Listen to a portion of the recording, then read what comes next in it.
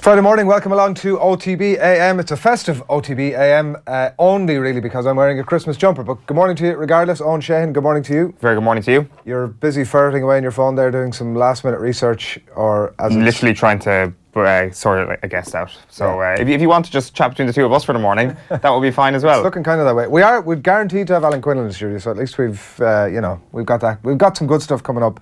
Just one of our regular guests has let us down. It could be, we're trying to rescue the situation here. No, there's no situation to be rescued because there is no negativity in this building at all due to that jumper you're wearing. Everything's tough. It's a good jumper, isn't it? It is. It's almost too good to be a Christmas jumper. See the lights? Do they come on? They're on, yeah. They're very subtle. They are relatively subtle. It depends what your level of subtlety is. I think it's quite subtle.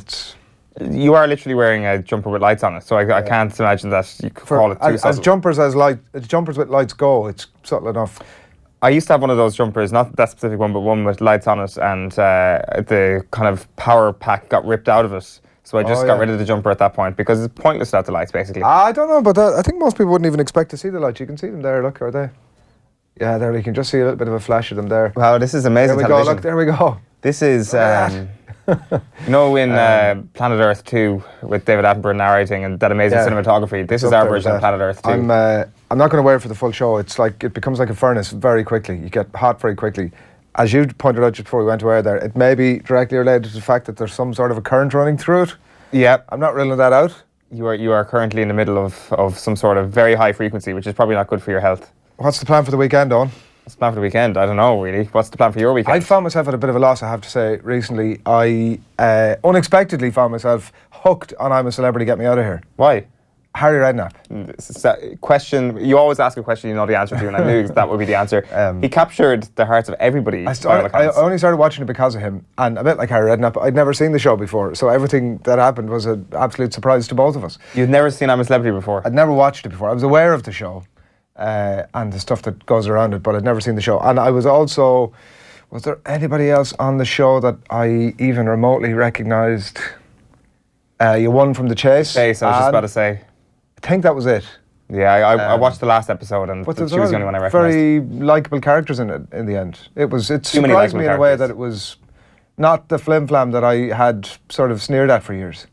Well, what kind of led you to sneer at it in previous years? Maybe it was unlikable. Well, it's low culture and it's sort of. Why was it high culture this year? Lowest common denominator. It wasn't absolutely anything but high culture this year. But I enjoyed it. It was.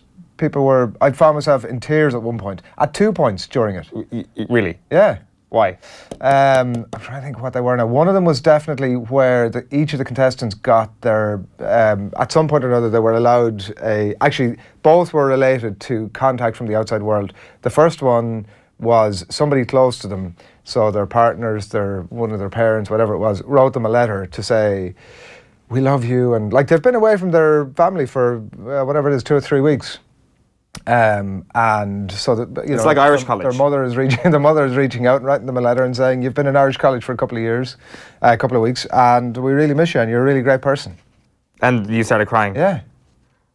Well, that's very nice representation. And the other one was where they were just randomly walking along the jungle one day. Now, by the way, the idea of being called the jungle is utterly ridiculous. Like there's civilization at every hand's turn in this jungle, but they're just walking along the jungle, and the producers have arranged for, again, the mother, the boyfriend, the wife, whatever it is, to be positioned, and they're just walking along, and suddenly, in Harry Redknapp's case, there's Sand. Sand is standing there with... Sand is his wife. Sandra, but he calls her Sand. Okay. Is just sitting there, and it's like this really emotional outpouring, like a side of Harry Redknapp that I've certainly never seen before, I have to say. But it's kind of defeats the purpose of the whole premise of the show. I'm a Celebrity, Get Me Out of Here. If your wife is there, you probably don't want to get out of there. It does until you watch, until actually that show was, it made, no matter what you thought about the rest of it, I'm sure that was the thing that got most numbers for them. So it's fair to say that after watching I'm a Celebrity, Get Me Out of Here, you're not going to spend too much time away from your family ever, because you've seen the hardship they go through, and it brought you your own emotional pain. It's the making. They all say afterwards, it's like it was the toughest thing I've ever done, but it's the greatest thing I've ever done. Would you go into the jungle? I would, having watched it, I would 100% go into the jungle. primarily to get away from my family for a couple of weeks. A few bob in it as well, I understand. Noel Edmonds, I understand. Oh, he was in it as well. That's true. He was booted out as the very first person to be booted out. Wow. And he got 600 grand. I think it was 600 grand he got. That's remarkable that he was out first. I would have thought that he would be like, you know, as you've used the phrase quite a bit on the show, housewife's choice. Like, I mean, do the daytime television viewers not cross over to the evening television viewers? Well, just on the basis that so you have to vote the one that you want to stay in, right? And just on the basis that almost entire rest of the cast were no marks, who most people had never heard of. On that basis alone, you would think that like there had to be a fairly active campaign to make sure that this guy didn't go through. So yeah, that was probably the only slight disappointment. But I mean, I'm not sure I'm going back to it next year. I enjoyed it. Basically what you're trying to say is that your weekend is a vast void blank now. Yeah, this weekend. Yeah, apart from looking after children and. If you've got anything more exciting for Adrian to do this weekend, do let us know. Hit us up. What are you up to? You didn't. As I said, I haven't really sort of sidestepped that one. It's are Kerry back at when is the? You see, this is the thing. Whenever I tell you my weekend plans, it becomes like the sort of thing. It's a campaign. A campaign where you're like, if you see Eoin out and about, make sure to. If you spot the jamboree, it's a bit like, you know. Jamboree is a few weeks away yet. I suppose. What are we talking? Last weekend of January, perhaps. By the time Kerry are back. Yeah, by the time football in general is back. Of course, hurling is back tonight. Yeah, but Kerry aren't taking part in any of the pre-season tournaments. You're not into the hurling. It's a bit too sort of. Well, too much. No, Kerry hurling, like. Well, I'd go along to a Kerry game. Yeah. When's the last time you went to a Kerry hurling match? Have you ever been to a Kerry hurling? Yes, I have. No, like a match that wasn't a curtain raiser to a football match. No, I haven't. Right. You see, there we go. No, I probably have. I probably just don't remember it. No, you're backtracking now. Right, we've other great stuff coming your way between now and about 9:30 or thereabouts. We're going to get stuck into the sport. Now, we made this graphic long before sort of 10 minutes ago, so its accuracy is slightly dubious, and we'll tell you for reasons now why in just a second. We're going to get stuck into the sports page in just a minute. Kevin Kilbane may or may not be joining us. That's who we're talking about at 8:15. He's currently on a ferry on the way over to the UK. The ferry was, I think, initially late. And then it was early, and both of those reasons meant that Kev, possibly couldn't be with us. So we're working again on that one. It's late again now. Yeah. The ferry has not landed. And is that in or docked? I think is the docked exactly. Yeah. So does that mean he's out again? Currently, we will not be speaking to Kevin Kilbane this morning on OTB AM. Right, well, this graphic then is just it's a mockery, really. Sports news is coming your way with Phil Egan at about 8:30 or just after. Champions Cup conversation with Alan Quinlan, including the news that Steve Hansen standing down as the All Blacks coach. We're going to talk to him about that and who would you possibly think could be in the frame to replace him. And also Stephanie Meadow became the first woman. The awards began in 1976. The Irish Golf Riders Professional Player of the Year. They began in 76. There have been 41 winners, none of which up to this year has been a woman, and Stephanie Meadow has won that award last night. So I'm going to speak to her on the show just after 9 o'clock. So that's all coming your way. Keep your comments coming into us. Time for the papers. OTB AM. Thanks to Screwfix.ie. Championing the trade with a dedicated call centre. All right, we're going to at 5 to 8 on this Friday morning. Delighted to have you along with us. We're going to start off with one of the most interesting stories, I think, across the newspapers today. It's in the Examiner. Pork strife is the headline here. Exclusive in the Irish Examiner by Michael Moynihan that cost overruns, pitch problems and the future of Páirc Uí Chaoimh. And the short story here, as the headline inside the newspaper reveals, with the cost of redeveloping Páirc Uí Chaoimh almost 25 million more than the 86 million estimate, the completion of works following the completion of works last year, Croke Park Stadium director Peter McKenna says that the GA headquarters are going to be taking a hands-on role. They're essentially going to run it, is what's happening here. The stadium, that is, a hands-on role in Cork GA over the next couple of decades. So 86 million was the previous estimate of building works. Prior to that, 70 million was in fact the initial figure, and Páirc Uí Chaoimh as a cost is coming in the direction of 110 million. We're going to get much more chat about this over the course of the morning, but I'm more than mildly astonished by the story this morning, I have to say. Some of the pieces that stand out from here, and Peter McKenna has given an interview to Michael Moynihan in the Examiner today. He says, I think if it wasn't an aligned setup, i.e. Croke Park and Cork GA having an integral partnership, obviously, he says you'd be talking about receivership or something like that. That's what sort of dire straits we're talking about here in terms of this Páirc Uí Chaoimh redevelopment. And where did the overrun come from? He's asked. McKenna described that as a difficult question to answer. It's the biggest question that jumps out at me from this piece this morning. Who's responsible for this?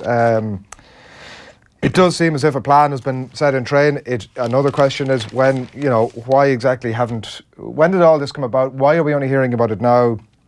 And as I said, who is ultimately responsible for this? It seems as if people that are involved in Cork County Board at the minute have been very amenable to finding a solution to it in partnership with Croke Park. And it does seem from reading the piece this morning that a solution is in train, a solution that's going to take the best part of 2 decades by all accounts. This is not an easy hole to get out of. As I said, it's 40 million over the initial estimate and the 86 million being the figure post that, and now running to 110. So we're going to hear much more about this story, I suspect. Yeah, we'll be chatting about it in our breakfast menu very shortly as well.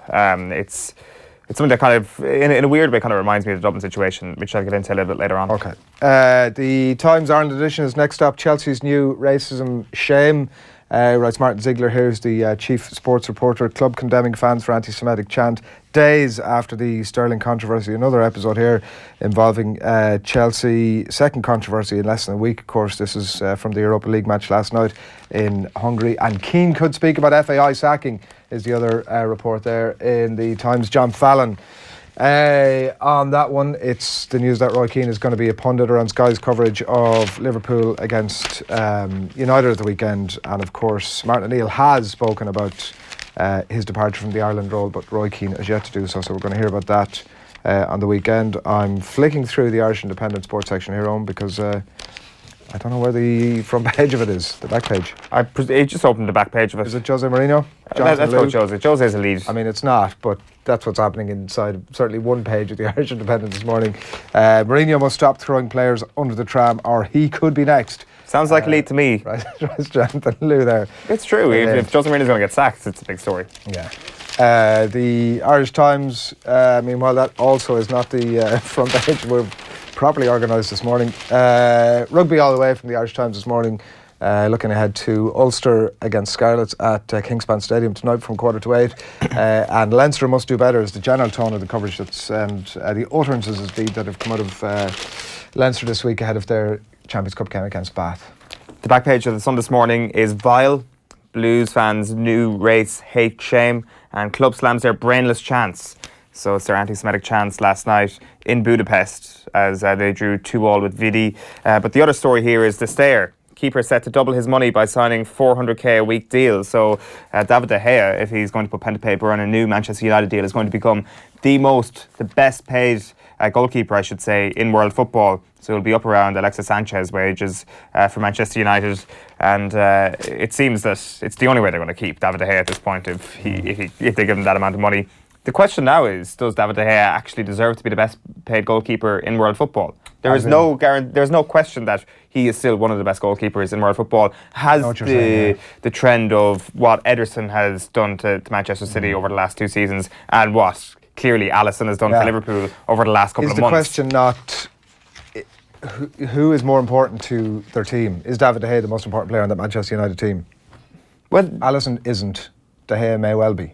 Exactly. There is a situation now where Manchester United are firefighting, and any part of this squad that is a resounding success, and David De Gea is one of those few things they need to keep. They need to do whatever they possibly can to keep that thing in their squad. Like, name any other player that Manchester United have to hold on to, and it's like you could make a case for them to sell pretty much any other player. Luke Shaw probably has to stay given the age player. Dalot has to stay because of the age profile. Eric Bailly clearly has immense amounts of talent. And then Paul Pogba clearly has to stay. Well, you could easily make an argument that Paul Pogba needs to go, but that all depends on the managerial situation. So there's very few parts of this Manchester United team at the moment that they need to keep. Of course, Marcus Rashford and Anthony Martial, you would say, have to be... Well, 2 players that were apparently trying to get rid of at the back end of last season. Which is ridiculous. Absolutely ridiculous. Back page of the Mirror is Lucky Boys. Rodgers relieved as Hoops get an unexpected gift from Rosenborg and reach the last 32 despite deserved defeat by group winners Red Bull Salzburg. So big let off for Celtic last night, but they do progress.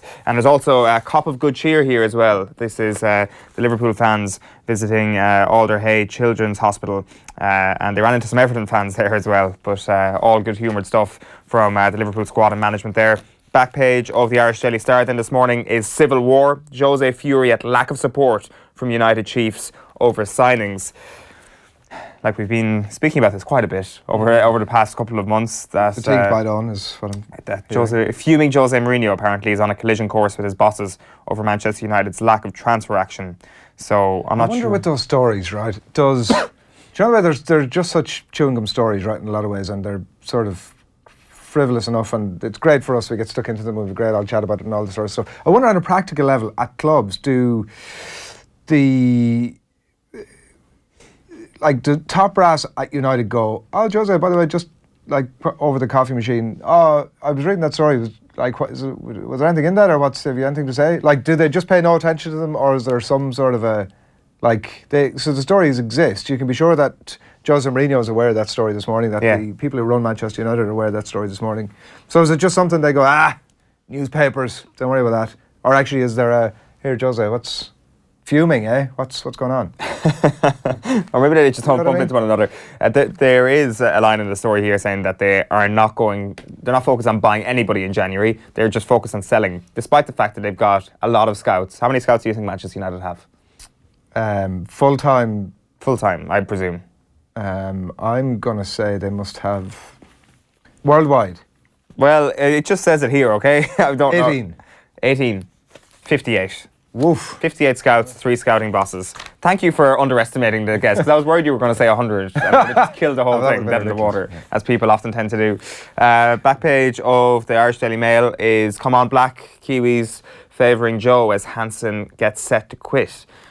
Joe Schmidt has said that he is going to take some time out after the Ireland gig, so it seems that that could be the situation. It seems that they're going to need a replacement pretty quickly. Ian Foster must be looking around him at the moment and thinking, God, how's Joe Schmidt going to play this? Because you imagine Foster's got to be right up there in terms of people who might take over. Another story I should mention, by the way, it was on the back of the Star there, and it's on the back of the Irish Daily Mail, is Gareth Farrelly saying, bullying left me in a very dark place. So this is after everything that's happened with Kevin MacDonald at Aston Villa. They've moved the under-23s manager away from working with players due to a bullying investigation, and Gareth Farrelly obviously has been on the record about that, to say it left him in a very, very dark place.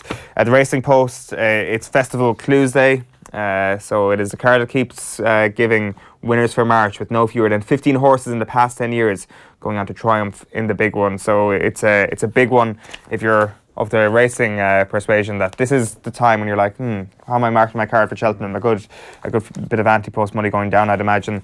And Test of Metal. Baggies can blunt blades in Steel City Showdown. It's Sheffield United against West Brom at 7:45 p.m.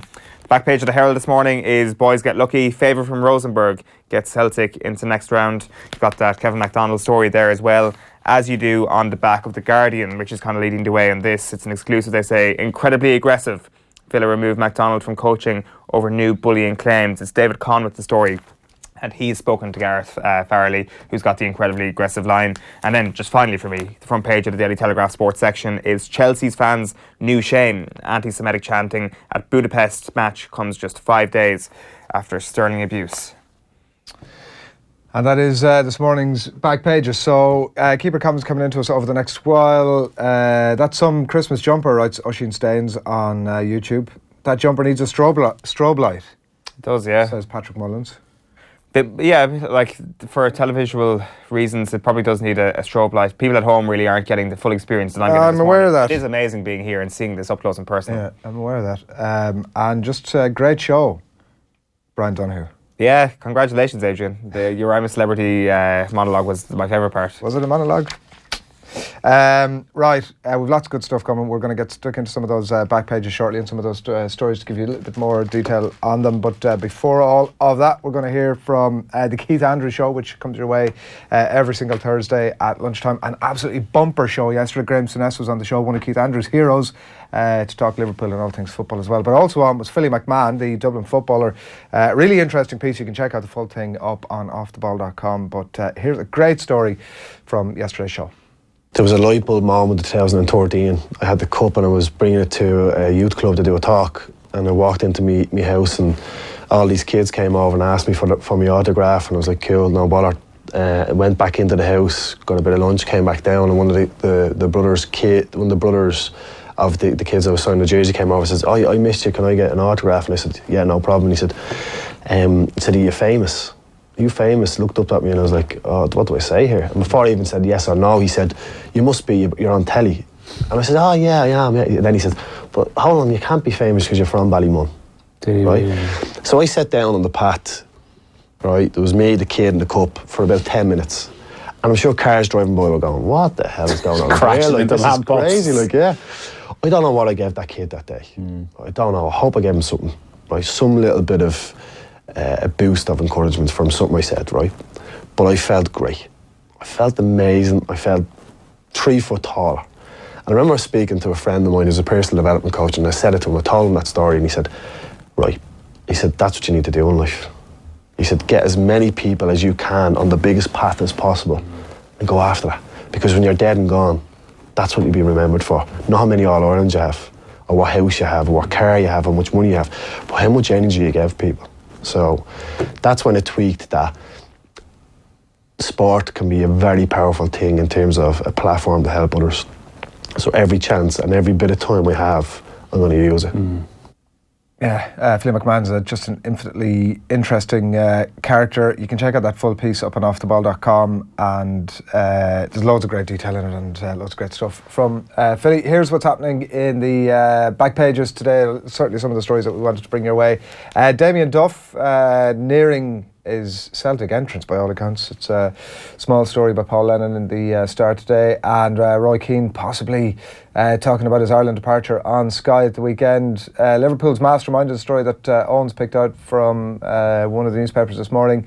Hurling is back. I mean, this is utterly ridiculous, but it does return tonight with the pre-season games getting underway. The Porky Queeve redevelopment and the overrun involved there that we mentioned just a little bit, and Dominic Cruz as well. So that's a little bit of a flavour of what's happening. The Star, I think, is the port of call. There's not a huge amount of detail necessarily on the story that Damien Duff is. He went to see Celtic, I think, was kind of the essence of the story here. Is Paul Lennon is writing that Damien Duff is close to.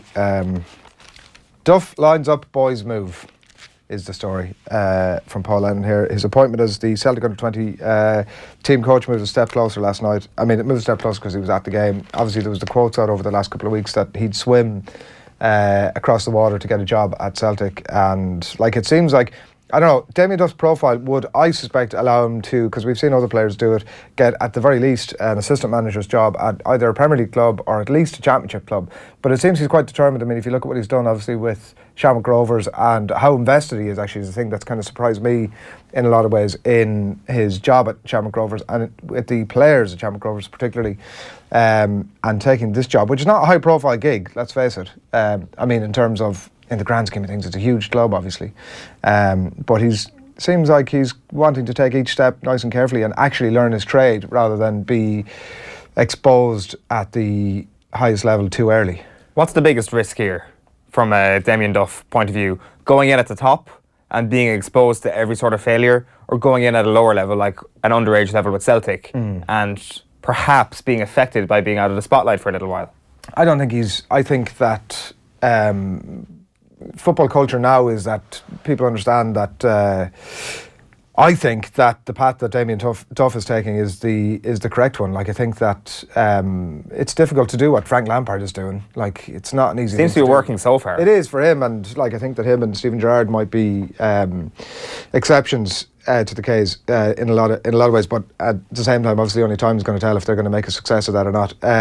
What you're asking, which will be the biggest risk? I think the biggest risk would be doing what Frank Lampard or Steven Gerrard is doing. Also, I think, by the same time, I think the cleverest thing to do is what Duff is doing, because, like, he may have had no interest in coaching. He's obviously got the bug now. Like, it's abundantly clear if you listen to him talk about his time at Shamrock Rovers, he loves it and he loves all his players. Like, he's just a step short of saying "me babies" about the lads that are there, but he clearly loves it, and it's clearly a path that he's going down, which is like disappointing for everybody who really loves to hear him speak around his punditry. See, I'm not so sure that it is the safer thing to do what Damien Duff is doing. I think there is a huge element of risk because, as I say, the stepping out of the spotlight is a pretty big thing. Like the idea of Steven Gerrard and Frank Lampard going into their jobs, while they're not Premier League jobs, they are still roles that get reported about quite a bit on Sky Sports News, etc. They are still very much in the public eye. Their profile isn't going anywhere.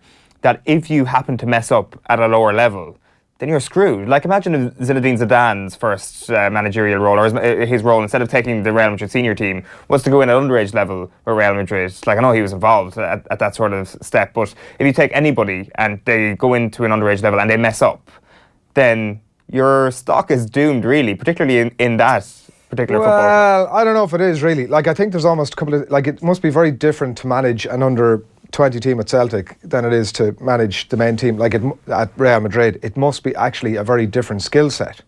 Like it's a very different requirement from the job. Like somebody's going to look at your CV regardless. So if what I'm saying is Duff is out on the training pitch, right, and he's running drills with these lads, and that's what he's doing. Whereas like what Zidane is doing, by and large, is managing a massive bunch of egos. Like they're just chalk and cheese. The Zidane example probably is a bad one to bring up. I'm just trying to think of anybody who early in their career had a massive job, early in their managerial career got a massive job. That I think that if you're going to fail, I'm not saying Damien Duff is going to fail. This is me being really pessimistic, but if you're going to fail, then at least fail at the top rather than fail at the bottom, because it's not a situation where he's out of the public eye there, and if something goes wrong, people are just going to turn a blind eye to it. So by the same token, are you saying that he needs to go and win everything around him with the Celtic under-20s to have a career after this? Because I don't believe that's the case. I think that ultimately what happens is, particularly with underage teams, it's like, well, the crop wasn't quite right, or if he does succeed, like you can spin that way, whatever way you want to spin it, because with the best will in the world, there aren't too many massive club owners paying a huge amount of attention to what goes on in Scottish underage football. Like, so it doesn't really matter. For me, I think that whatever happens, if he goes in and makes an unbelievable success and achieves what no other coach has achieved at that level, then obviously it becomes a thing. But conversely, I don't believe that actually if he screws it up, that it makes a blind bit of difference. And nor should it. Like, I'm not saying it should make a difference. I think that people should be given the benefit of the doubt in terms of having that ability to go in at a lower level and being able to learn from their mistakes. But sometimes football doesn't grant you that sort of respite, the sort of second chance. Now the thing is this a first chance? Probably not, because it's a little bit away from the public eye. I think it's a smart move by Damien Duff. I just don't think it's as risk-free as some people might say. I think if you're comparing it to, like, I think the big totally conversation about, you think it's totally risk-free? I think there's nothing. There's no such thing as a risk-free job in football. I don't see it ending in any way that, unless he does something outrageous, I don't see it ending in any way that precludes him from getting a gig somewhere else. So you're saying it's safe? I think it's safe, and I think it's wise. Right. I think it's the Ronan O'Gara approach to coaching. I'm going to go off and... I would not say the Ronan O'Gara approach is a safe approach. It's pretty safe. Well, I mean, his neck is not on the block at any stage, is kind of the point. Like, and by the way, like, I'm not saying that, I think that's clever and smart. Would they not rather have the neck? Would he not rather have his neck on the block? Now, the thing with Ronan O'Gara is that it's worked out spectacularly, where people in Racing 92 were saying, this guy's amazing. But what happens if those Racing 92 players turned around and said, Ronan O'Gara is crap? And he wasn't crap. We are relying on word of mouth largely to gauge how good Ronan O'Gara is as a coach. There is a huge amount of risk in that, no? He has a lack of control. He can't point to the results. That's grand. And so, like, again, like I'm talking about Duff, everybody that he's worked with has so far come out and spoken very well about him, and, you know, spoken about what an excellent coach he is. Like, I'm sure it's going to work out for him. Like, if it didn't work, if they weren't speaking about him like that, he'd probably still get a whole bunch of gigs. Like, there's coaches like that everywhere, that they're just operating at some low level. They're not necessarily the head coach anywhere. Their neck is never on the block. They'll get 15 gigs over the course of their career, enough to keep them in bread and water, and that's it. I think it's low profile in the grand scheme of things. I think that he'd want to screw it up very badly to have any negative impact on his career from there on out. I think it's a good move.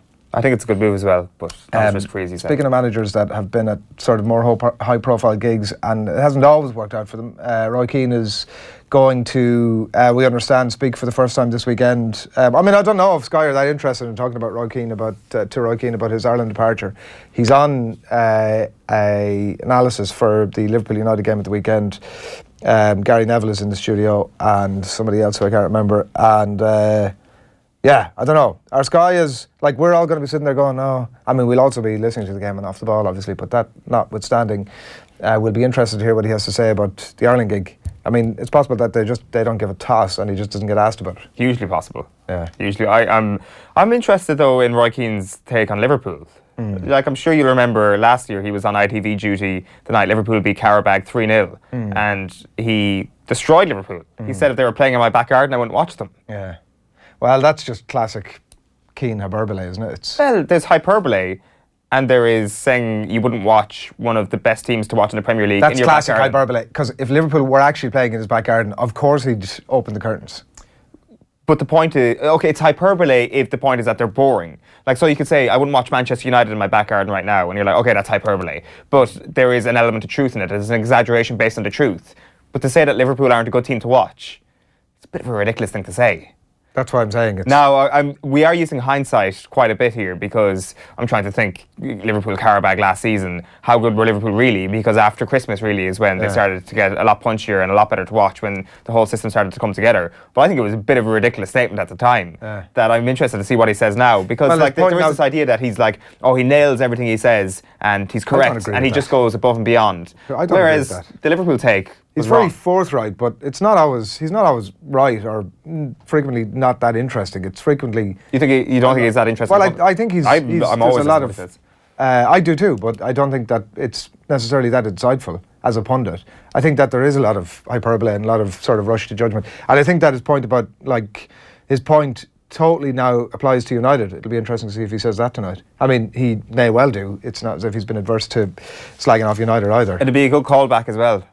The thing is, how does he influence the kind of Liverpool United dynamic that is so present on Sky Sports? Like, I think he could. The Neville versus Carragher dynamic has been the best part of Sky Sports pundits probably ever. It's probably been the best thing we've seen in UK punditry. Yeah. How can, if Roy Keane is available for a longer stint, how can they insert him into that situation? Do they insert him into that situation to add a bit of fire into it? No. He has no place in that conversation. Roy Keane. Because of a lack of, because he's not as analytical perhaps as Gary Neville? He's not doing the work they're doing. I don't see him fitting into that conversation at all. Anyway, it's what is the substitution on Monday Night Football? So they've subbed in Graham Souness for Gary Neville this season when he's been away. They frequently sub somebody in, and it's like a Neville plus somebody else and a Carragher plus someone else, but it's clear that... Could they do Keane versus Carragher on a Monday night? On some sort of an ongoing... Well, you know the way they do Neville versus... Like, in between their brilliant analysis, they've got a good bit of needle between them, or supposed needle. Could they throw Roy Keane into that situation where he'd be able to handle the very good analytical stuff and be able to take Jamie Carragher on in some sort of heated debate? I would like to see that. I haven't seen the evidence of Roy Keane, the extreme analyst, is what I'm saying. This is an opportunity, though. Yeah. He's never been in that position. Sky is really the first time he's had that opportunity. Like, the ITV highlight show isn't really the time for that because they've got so much content to get through. I'm not having that.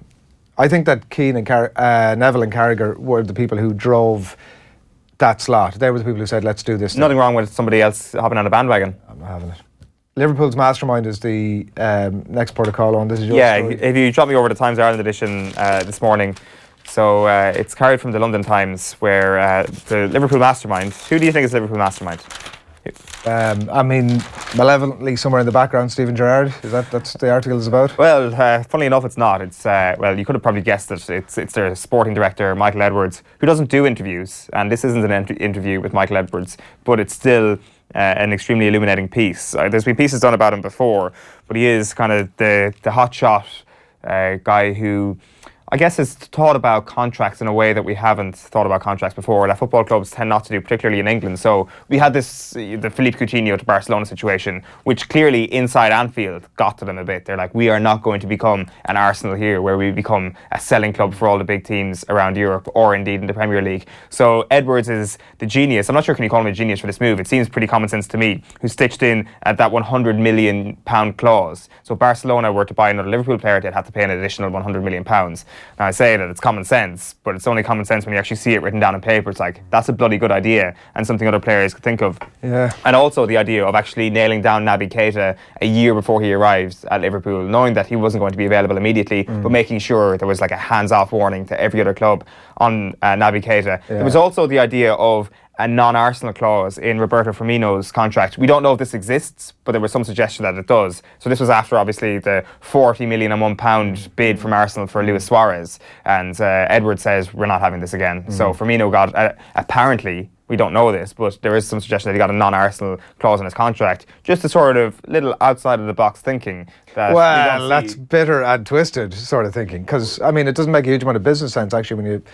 Why does it not make business sense? You're literally keeping your best asset from going to a rival. No, look, at that point, one of your best assets. Point is sound, but like if, in Barcelona's case, if they're looking to come in, let's say Naby Keita doesn't fully work out, right, and he's become a sort of... And you're saying Barcelona would be interested in a player who doesn't work out. I accept that point. I do accept that point. Let's say, but in some planet that they were willing to come in and pay way over the odds for him, and then suddenly you're lumbered with this, or if they had some information, their stats were saying that, look, this guy isn't on that trajectory, but Barcelona were willing to take some sort of a punt on. Look, I don't know. I'm saying, I know, I appreciate it's unlikely, but the same point. It's highly unlikely. It's close to impossible. The non-Arsenal clause might be. Name one Premier League flop. Name one Liverpool flop. Okay, you could say Paulinho. I as soon as those words left my mouth, I just remembered. But I don't think that's going to be an issue business-wise. I think business-wise, making sure that none of the top teams in Europe, or as little as the top teams in Europe, can actually poach your assets is a smart business move. So I'm giving credit to Edwards in this, even if you want to have an argument about it. I didn't actually realise this, but they're the third youngest starting 11 in the top flight, Liverpool do, and the nucleus, according to Paul Joyce, is contracted to 2023-24.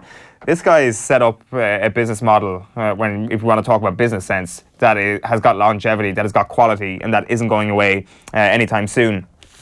Your friend Harry Redknapp is all to thank for this. So I'm sure you'll know that the slightest stone, you know that. He was the performance analyst with Harry Redknapp at Portsmouth. That's where he got to kind of build up a bit of experience. Now, things haven't always gone well for Michael Edwards at Liverpool. He was there during the Brendan Rodgers era. There is a lot of revisionism going on when it comes to Liverpool and the staff at Liverpool. It's like, well, Jurgen Klopp and everybody that came with him has transformed us into one of the top football clubs in Europe. Actually, no. A lot of the staff were there under Brendan Rodgers. Now, can you call the Brendan Rodgers era a failure? Of course you can't, because that was the last time they went as close as they're going to go this season to winning the Premier League. Well, it is the season after that then. They may well obviously win the thing. Now the thing is, there's always nuance to this. Michael Edwards has been responsible for signing someone like Christian Benteke, but it does seem that they've learned from this, and Jurgen Klopp has actually been instrumental in this. So usually when you think about a hierarchy, you think about the sporting director kind of giving instructions down to the manager all the time, and it's a one-way street. Apparently there's a lot of dialogue here, so Jurgen Klopp would have been used to working with a sporting director quite a bit. Borussia Dortmund came in and was like, actually, this is how I like my manager to work with, our sporting director. And apparently Edwards has taken this on board, and they've got three, this is where I'll finish, they've got three fundamental rules about recruitment. So first of all, a player will not be signed if the manager does not want him. Second of all, and this is quite interesting. That's a sound rule. That's it's not actually always the case. Really, okay, sound rule. I'm serious. Like that's frequently it happens that sporting director buys a player the manager doesn't want. I thought it was important. Good rule. Second rule, the owner has the right to say no at all times. Bullshit. I didn't actually know that was the case with Fenway for the Sports reasons Group. that rule number one works, that rule doesn't. And then the final one is just keeping up to date with the transfer market, but forget that. But the second one, Fenway Sports Group. The third rule is we must keep up to date with the transfer market. Yeah, spotting opportunities and assessing availability, which in turn guides purchases and sales. Peter Breen says, very Liverpool FC heavy show, lol. What's the lol about? Is that like, it is Liverpool heavy. Yeah. He's not being sarcastic. Anyway, the idea that Fenway have the right to actually veto everything this guy is doing, does it undermine his role? We can say, what can Manchester United learn from this? Do the board have too much power at Manchester United? Well, I don't know. It seems that they've got a bit of power here as well. There is obviously talk as well about part of being a good sporting director is not just buying well, it's selling well. And like their 3 year spend from 2016 to the summer 2018 is 390 million, but they've had a net spend only of 125 million pounds, which is much lower than United, than Manchester City, than Arsenal even. So it's making business sense, basically, Adrian, if you want to come back to your phrase.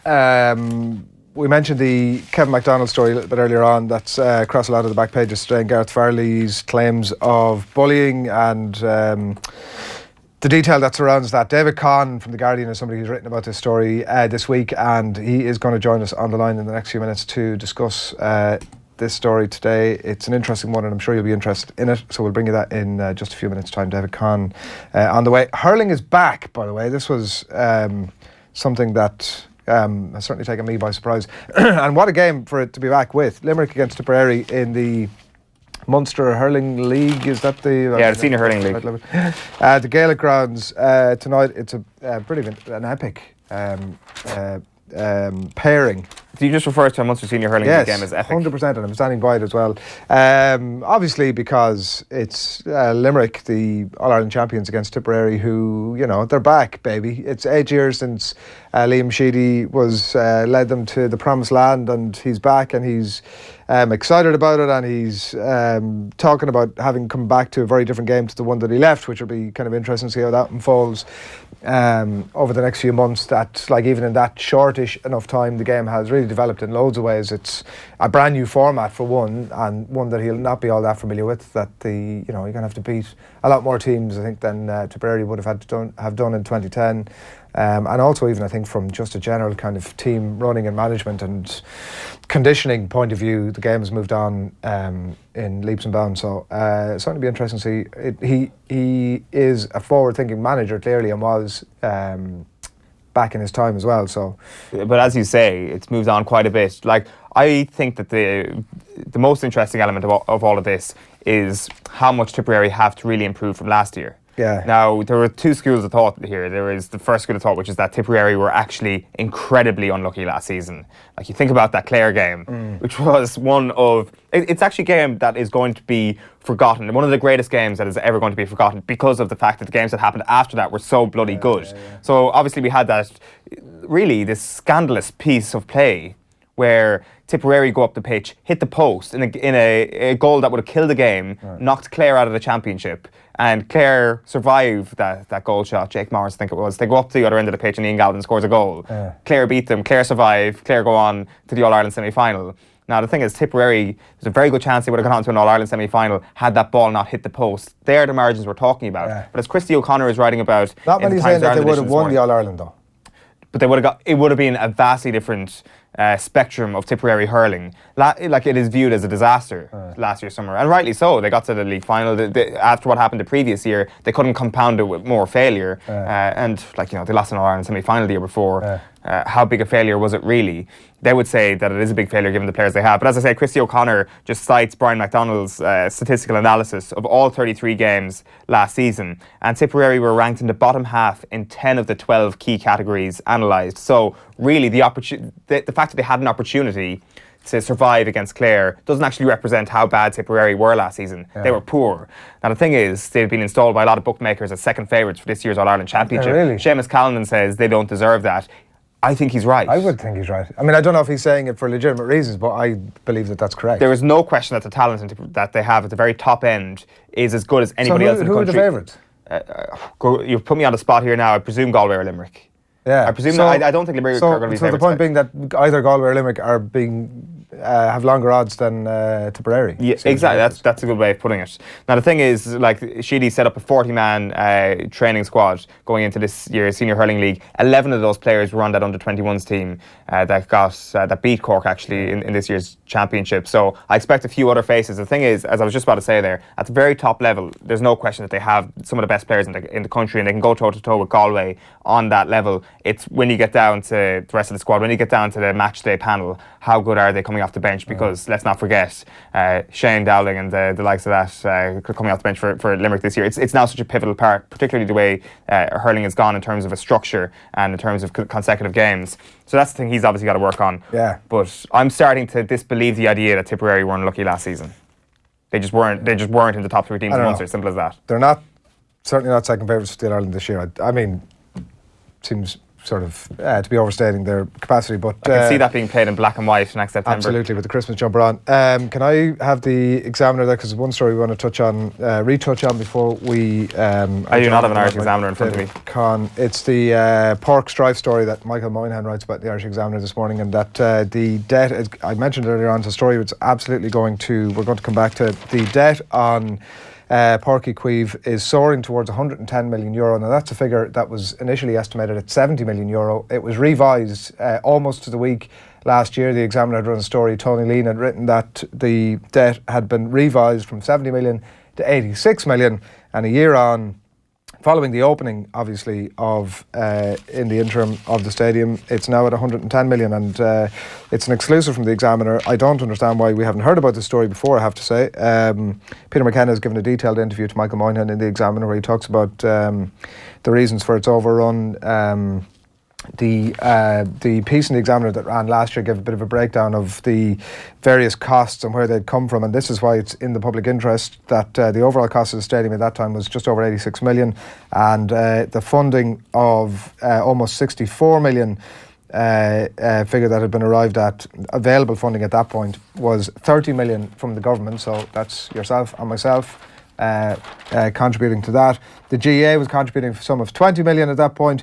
County Board had raised funds of 10 million, and Munster Council were going to put almost 4 million to the fund. So that was where it sat at that time. They had to sell off at that point a land bank that they had, I think for 23 million or in the region of that, to try and make up some of that shortfall. But in the meantime, obviously it's overrun that in a very significant way. There's no indication as to who's actually responsible for this, certainly not in the paper this morning, and it will be interesting to see how that develops. And as I said, interesting to know as well why it's only coming to light now that, by all accounts, from the plan that Peter McKenna talks about that have put in place in partnership with the Cork County Board and with Páirc Uí Chaoimh as well, seems to have been a well thought out one and a well developed one, and by all accounts seems to be a sound one from what you can read in the paper this morning. But it does seem to have been in place for some time that we just haven't been aware of. So that's kind of that. Interesting quotes where they talk about the running of the stadium. Peter McKenna says that at the first board meeting, we laid out the problem where the funding streams were going to come from, how we're going to pay that down. So the company is now stable, albeit with a large debt. We're working on a business plan which will take some time, and that some time appears to be in the region of anywhere around sort of 15 plus years. This is a problem that ain't going away too soon. No, it's weird actually seeing Peter McKenna talk about a stadium that's not Croke Park and that it's going to come under their wing. It's just kind of been this thing that looked perfect from the outset, that the funding was all going to be ideal and it was going to be finished on time, and then there was just a kind of a drip feed of information that things perhaps aren't all as rosy as they seem. So the overspending is huge. The key thing to remember here obviously is that the taxpayers' money hasn't changed. It's still just a 30 million bill. Yeah. So anyway, interesting times in Cork, and more on that now. But we are turning, as I mentioned, to the story that runs on the front page of the sports section in this morning's Guardian. It's been written as well about from David Conn. It is an article by David Conn on that back page this morning. I'm delighted to say David joins us on the line to discuss it. Good morning to you, David. Morning. It's a story that you've spoken with Gareth Farrelly, the former Republic of Ireland international, of course, that people will be aware of, and it surrounds Kevin MacDonald, who himself spent 21 months as part of the FAI set up with the Republic of Ireland around the time that Steve Staunton was there as well, and it relates to bullying at Aston Villa. You might just, for people who are coming fresh to the story, David, just give us a bit of a synopsis of exactly what's going on here. No problem. Well, I mean, I think the starting point for understanding this is that Kevin MacDonald, obviously former Liverpool, Leicester, Coventry footballer, been a coach for a long, long time, and he came to Aston Villa with Brian Little in 1994. And as you say, there was a period with Steve Staunton where he was, I think, the assistant manager of the Republic of Ireland. Last year, a Premier League investigation found that Kevin MacDonald had bullied a young player at Aston Villa between 2015 and 2016. So this is in very, very modern times. And they found that the player's father had complained to Villa, Villa had not dealt with his complaint adequately at all. The player's father had continued to complain. The Premier League had an investigation, and they did find bullying, and I reported on that, even though they didn't really make it public. But Kevin McDonald was allowed to remain at Aston Villa, but moved to coaching the under-23s, which meant he wasn't in charge of, if you like, what we would call minors, under-18s. And many people did see that as very, very unsatisfactory. And then Gareth Farrelly has now come forward. He was at Aston Villa. He came as a 17-year-old from Home Farm in Dublin, the Home Farm Club, in 1992. He was there for 5 years. He did make it to the first team, and yes, he was capped by Ireland at under-21 and full international. But he is saying that after Kevin McDonald arrived at the club in 94, he basically had a nightmare. There was bullying, there was verbal and physical abuse. It was a constant battle for him to maintain his confidence, to maintain his his performances. It left him physically exhausted, and he's also talked about, looking back, that he thinks that he was depressed, and he recalls having suicidal thoughts.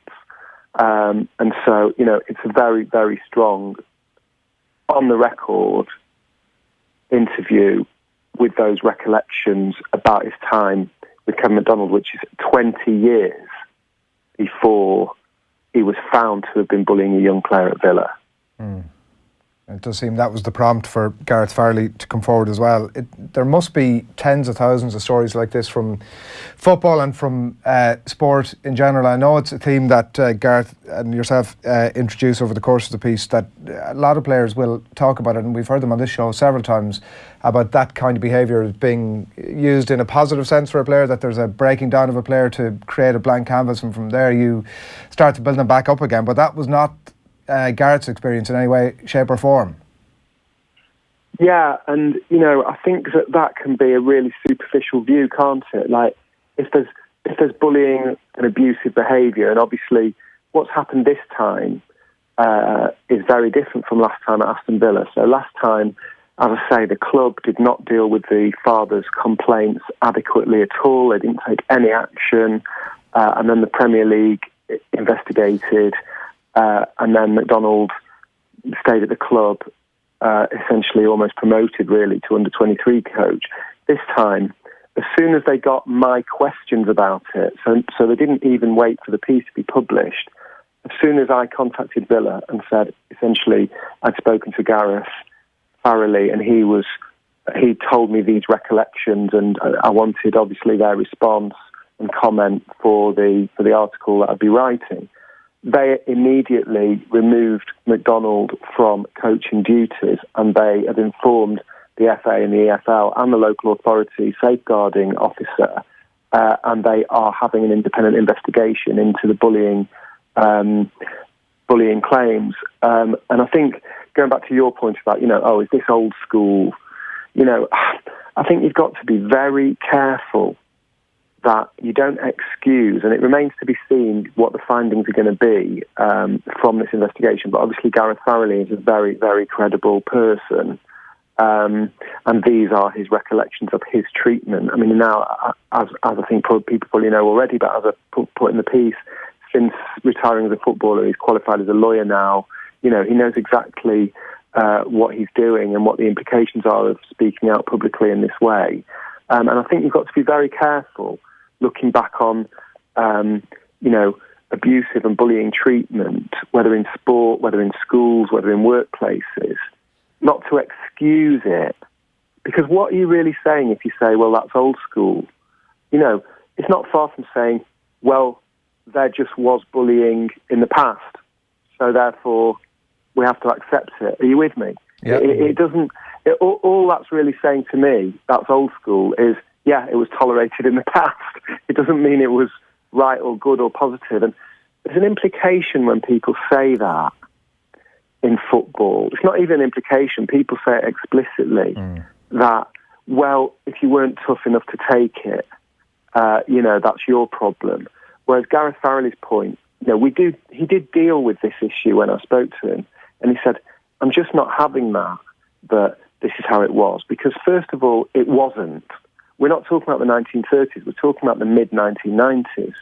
And even the coach that was there before, or head of coaching, Dave Richardson, had a much more, not nurturing, but a much more positive and encouraging approach. And he went off to be head of youth development at the Premier League. So even in those days, you could argue that stood out as an approach, and that it was moving towards a much more positive, modern approach to coaching. But Gareth Farrelly he says that it destroyed more people than it produced.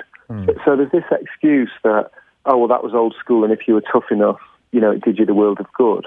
But actually, he's looking back on his own career and saying that he looks back and he feels that for the ability he had as a 17-year-old coming over from Dublin, he actually didn't fulfil his potential, but he was so good that he was always going to play in the Premier League and play international football. But people that he was at Aston Villa with, who were obviously very, very gifted players to be there, did not fulfil their potential and didn't even make it in the game. Yeah, it's very revealing stuff. And even in the last sort of 12 hours, having spoken to other former professional footballers who would speak about similar cultures existing at other clubs, there's already a sense that maybe this isn't the end of this, David. I don't know if other people have been in contact with you post writing the story, or if you have a sense of how big this could actually be. Well, I think I hope that it is going to be big, because I think that there's a process, even for some players themselves or former players themselves, to think through, hang on a minute, we just accepted all that because that's just how it was. And, there was this idea of it's old school and, you've got to be tough enough. But actually, that was wrong. That was abusive. And abuse and bullying has a negative impact on people. Like now, look at Gareth Southgate and his mode of coaching. Look at Pep. I mean, Gareth Farrelly, when we met, was talking about Pep, and I was thinking about putting it in the piece, and he said, look at them. He said, look at City and look at how Barcelona used to play. He said, they're playing at the very, very highest level of football, but they're playing, this is what he said, they're playing like they're having a kickabout with their mates in the park. And he thinks that's because with Pep, it's relentlessly positive and it's relentlessly about improvement. It's not relentlessly about telling people that they're rubbish, that they can't play, and thinking that the approach is they have to step up to prove you wrong. I just think modern thinking has looked at that approach and said, well, that just is negative. If you're telling people they're rubbish, they can't play, then they will internalise that they're rubbish and they can't play. And I think most of us know that in our own workplaces. We've responded to bosses, if you like, who've encouraged, who've congratulated when you've done well, and you want that feeling again. You want to do more. You want that feeling of improving. So I do hope that this idea that it's old school, it's just how it was. To be honest, I hope that is demolished in the process of this issue now being discussed.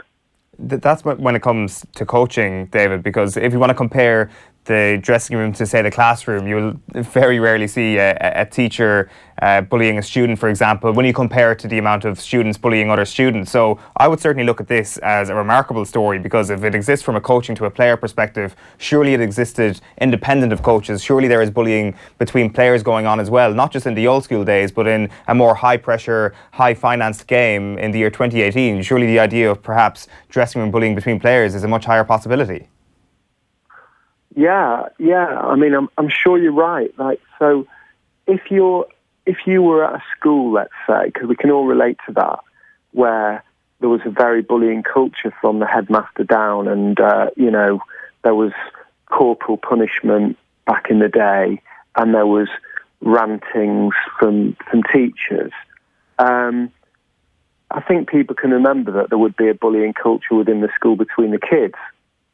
So is this another old school thing that's tolerated?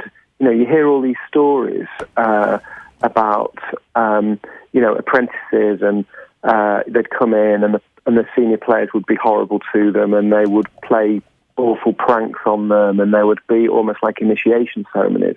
And again, that's told in a way that's that was old school. That was how it was, and you had to be tough enough to step up to it. But I think now people recognise that that's wrong. It's negative. It's destructive. Gareth Farrelly uses the word destructive. That it destroyed more people than it brought through. And I have spoken to players, interviewed players over the years who've stopped and thought, but actually that was bullying. It didn't do me any good at all. It was humiliating. It was something that set me back. And to be honest, I'm really glad that you're appreciating the piece in this way and seeing these elements of it, because I think they're very important, not just in football, but in wider society, aren't they? For people to really try and think this through and separate in their minds what constitutes decent conduct and encouraging conduct and proper nurture between older mentors and younger people, and what constitutes abuse. Yeah, like just thinking of that again, because I was just about to ask, putting it into a wider context as well, that even if you go back to the education system, I'm sure it's the same in the UK, but there is such an effort to actually stamp out things like bullying in the education system. There is education of teachers, education of students from teachers to actually stop this. I do wonder, did the PFA do anything like this? It seems that, too often we treat footballers as grown men, when in actual fact a lot of what happens here comes under the umbrella of people who just aren't mature enough to realise that they're perhaps bullying somebody else. Are the PFA or the FA perhaps instigating any sort of education campaigns in terms of anti-bullying measures? I'm not sure, but I do think that the culture within academies now it's definitely like whether all clubs abide by it is a different thing, but in terms of what the policies are, 100% it's supposed to be about positive nurture, positive development, positive encouragement. It's anti-bullying, it's anti-abuse. It's not about negativity anymore. And I mean, the idea that it was old school and that's just how it was back in the day. As I say, this was in the mid-1990s. It was not in the 1950s. And I was doing quite a lot of reporting, actually, on youth football in the mid-1990s. And I remember going to Lilleshall. It was when England, the FA still had its... it was pre-academy days, so they had this elite school at Lilleshall for just, I think, 16 pupils, and Sol Campbell went there, Joe Cole went there, Scott Parker went there. There were quite a few that did come through and make it at very top level. And I remember going to watch them play, that team play, and all the kids were really encouraging each other. I can remember Joe Cole playing as a 15-year-old saying, great ball, whoever it was, well done, and really noticing that all the calling during the game was positive and not, why didn't you play that into my pathway? Not negative. And they had obviously been taught, and this is at exactly the same time as Gareth Farrelly was suffering from day after day after day, what he says was verbal and physical abuse at Aston Villa. They'd obviously been taught positive, positive, positive. That's the atmosphere that we want. And to be honest, obviously I was a lot older than them, and I was already working as a journalist, and that's why I was there. I learned from that myself. I actually learned from that and thought, wow, this is so positive how these people... And even in my own football efforts, I am relentlessly positive about great ball, great effort, and don't really comment if it wasn't a great ball or a great effort. And I think that the general... And that was, as I say, more than 20 years ago. And obviously the FA school at Lilleshall was at the cutting edge of what the FA thinking was on coaching at that time. So yes, to answer your question, I'm sure that the overall philosophy of academies is of positive encouragement, positive nurture. And I think that if this piece can blow the myth, and Gareth Farrelly talks about it as a myth, I don't buy the myth that this produced players, because he's saying... I mean, Gareth Barry, I think they got him already as an outstanding teenager, I think, from Brighton. And others that came through, Lee Hendry. There aren't that many, to be honest, right, for a start. There aren't that many. When you think that Aston Villa was, and still is really, a top club, a prestige name. So they've got the pick of they've just got the pick of young players, along with, okay, not the Manchester United and Manchester Cities, but, along with the Southamptons and that sort of level. There aren't that many who've come through, and he's saying, the ones that come through, he's one of them. He did come through, but he rejects the idea that was because of coaching by Kevin McDonald. He didn't even want me to use the word coaching in relation to Kevin McDonald. So I think, and he says, I just don't buy that myth that you can look at the results and say, well, that shows that, that approach bore fruit. Are you with me? Yeah. He's saying that there are kids that are going to make it, and some of them are going to be at Aston Villa because of the name that Aston Villa's got. But that doesn't mean that you can justify any treatment that happened during their time there. And if someone's turning around 20 years later and putting themselves on the line and saying, this is what happened to me, and it's unacceptable. And when it's someone as credible as Gareth Farrelly, then obviously you have to take it very, very seriously, and that is what Aston Villa have done this time. Yeah, I know, having watched a pretty instructive interview with Paul Stewart this week, I think it was on the BBC, where he spoke about the sexual abuse that he'd received as a player and the relevance of that in 2018. It really drove it home for me about how we tend to talk about these stories as being a thing of the past, when actually in a lot of cases that may not be exactly the case.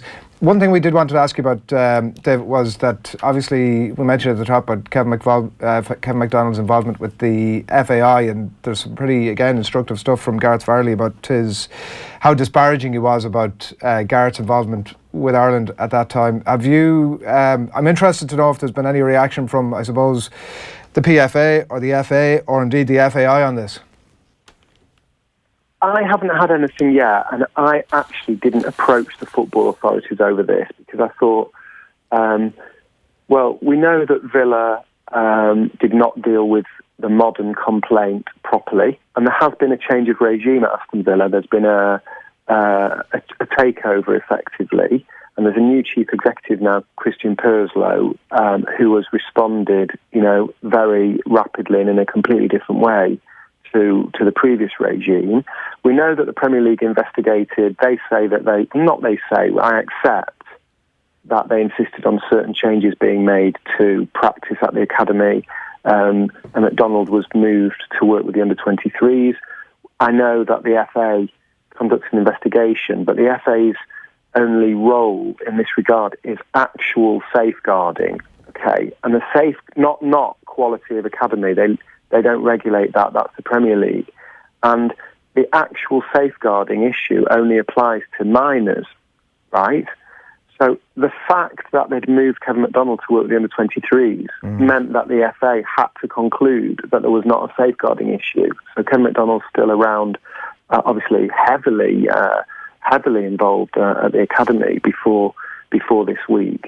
And to be honest, that's one of the things on my list is I would like to get under the skin of what actually did happen with that Aston Villa so-called investigation, and why did they not act properly last year and 2 years ago.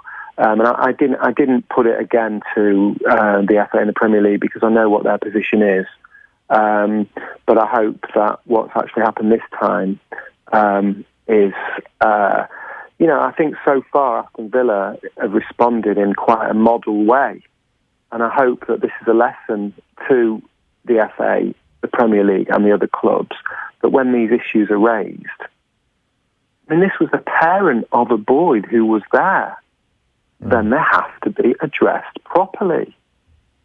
Yeah, the specifics of that story were around 94 95, and it appears in your article in The Guardian in relation to Gareth's call-up to Ireland, Mick McCarthy at the time as it happened, and the sneering nature of McDonald's response to him. I hope you don't think you're a player now. Those fucking Mickey Mouse caps you've got, and his further dismay after that when Kevin McDonald was obviously appointed assistant manager of Ireland under the manager Steve Staunton at that time. So I'm sure and Gareth Farrelly was very emphatic about wanting to make that point, that he'd been disparaging about the caps, and also from a personal point of view, going to Ireland to play for Ireland had been a real respite for him, because he said that the under-21 coach Ian Evans and Mick McCarthy themselves were great. And this is the other thing about, it was old school. Well, Ian Evans and Mick McCarthy weren't like that to the players. They were encouraging, they were positive, they did have good coaching, to pass on to the players. They did teach them. So, it wasn't like, everyone around was exactly the same. And his dismay when Kevin McDonald turns up as the assistant manager of the Republic of Ireland, both because of what his attitude had been before and because of what he was actually like, and sort of closing off that escape that Gareth Farrelly had. Yeah, I mean, it's powerful, isn't it?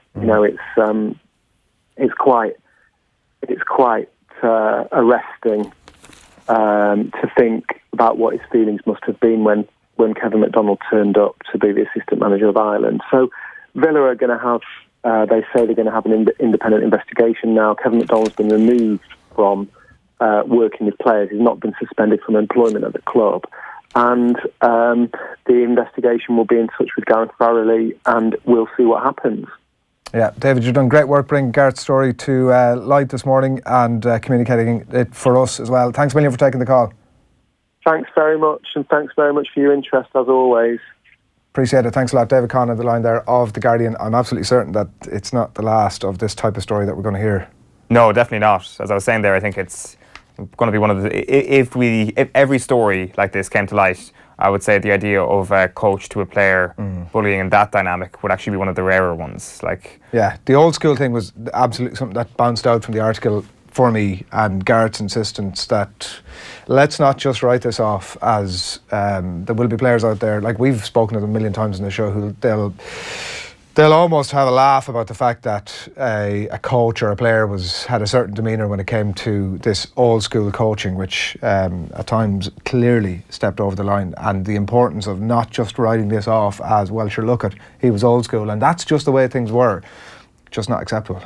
No, there is also, though, kind of an element of the merits of that service for certain people and the damage it does to other people. Like Kenny Cunningham was sitting here yesterday and saying that he much preferred whenever he scored an own goal to be told right off by somebody, whereas other players would prefer an arm around the shoulder and stuff. And perhaps just a little more intuition when it comes to what each player requires is required.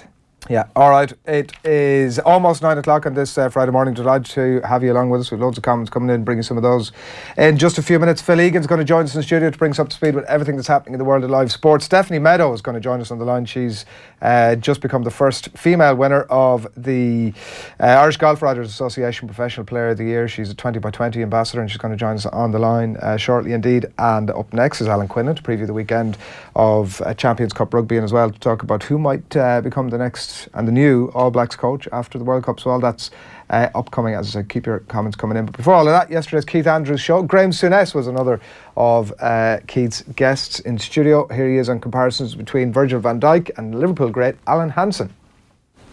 With the current Liverpool team, two players that have made a big difference have been Alisson and Van Dijk. I know I actually asked you this in the last couple of weeks, the best centre-half you've played with, Alan Hansen, am I right? I think this guy, Van Dijk, has got everything Alan Hansen had. Well, they were both sensational. He is sensational centre. Where Van Dijk is majestic, he's far better than Alan Hansen in the air. I think Al would have better passing range. Maybe not. Maybe not. But you got to remember what the pitches Alan Hansen was trying to thread balls through on were very different to the ones today. Fair comparisons in terms of quality of them? Yeah. You know, Alan Hansen looked like he jumped out of Marks and Spencer's window after we played in January on a muddy pitch. He never went to ground. We were talking about Phil Jones last night, going to ground too much. Constantly. Alan Hansen, we had a great part. Mark Lawrence and Alan Hansen. After 10 minutes on a muddy pitch in January, Laurel was covered in mud. And I think he was a fabulous player as well. Yeah, I know you liked him. He was an aggressive boy, and you know, you'd want him in the trenches with you. He could read it, but I think he just enjoyed smashing a few people. Aggressive side of it. Yeah, I think he enjoyed that. And then you had Alan Hansen after 90 minutes in a January muddy pitch, like to jump out of a shop window, only because he just read everything. You know, you'd get there early and just poke it away, or get there early and take it off their toes and make a pass. How big of a difference does it make? We mentioned Van Dijk going in. There's a little bit of criticism. So behind you, you're playing the helmet. Massive difference. And then again, Alisson behind it. Well, you think? I mean, Liverpool were very good last year, but give daft goals away. Look at the final of Champions League. 2-3 goals. So they don't. If they get to the final this year, and you know, a Champions League final, arguably the biggest game you can play at club level, and yet it's nip and tuck. You're bossing the game for 10 minutes. The opposition are bossing it, and it's like that for the first half. You're very much in the game.